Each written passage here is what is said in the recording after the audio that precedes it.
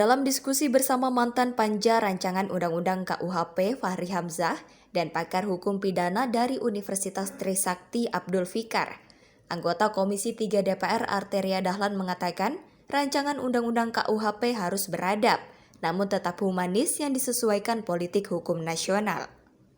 Arteria menilai keberadaan rancangan Undang-Undang KUHP ini dinilai sangat fenomenal dan revolusioner, di mana semua pihak berpikir untuk mewujudkan hukum pidana nasional yang berkebangsaan dan sesuai dengan nilai-nilai Pancasila.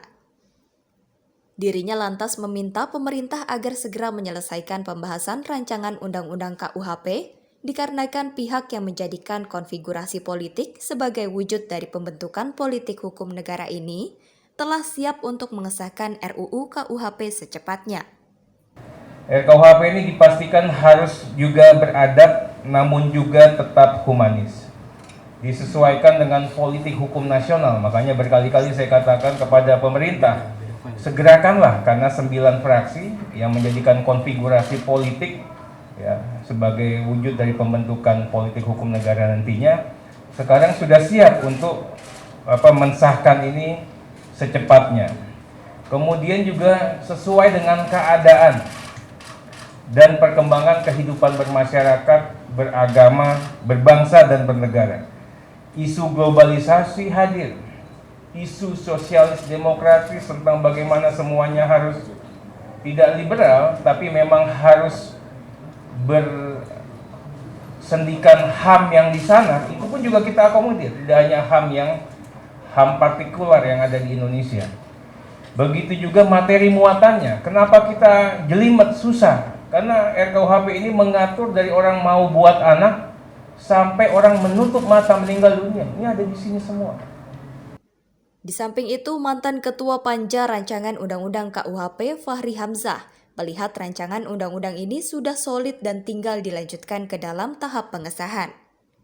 Meski begitu, Fahri tetap mengusulkan adanya absorpsi dalam Undang-Undang ITE ke dalam KUHP, sehingga efek malpraktek penggunaan pasal karet dapat dikurangi.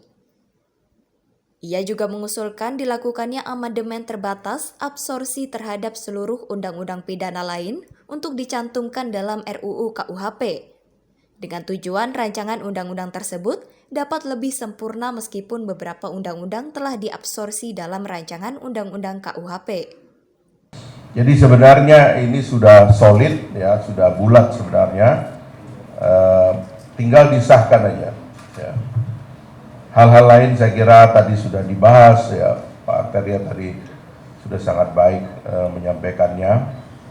Kontroversinya kita selesaikan belakangan, sebab menurut saya ya Pak Fikar ya, kalau kita sudah punya satu buku ya, dan saya bayangkan nanti buku ini ada di rumah setiap warga negara Indonesia gitu ya, yang menjadi rujukan bagi hukum pidana kita, itu sudah enak kita. Termasuk tadi yang saya akan usulkan sebenarnya, sebagaimana setahu saya itu mudah-mudahan belum dirubah, ada absorpsi undang-undang ITE ke dalam KUHP ini. Setahu saya ya, yang dulu, tapi mudah-mudahan sekarang masih. Sehingga efek-efek malpraktek yang menggunakan teks-teks yang agak longgar ya, pasal karet itu bisa kita kurangi. Nah, integrasi semacam itu harus kita lakukan, sebab dengan merujuk kepada satu buku kita mudah sekali mencapai satu kesepakatan umum tentang bagaimana kita menyelenggarakan kehidupan kita bermasyarakat, berbangsa, dan bernegara. Dari Jakarta, Sri Dewi Andeyani, Depananda melaporkan untuk Sinpo TV.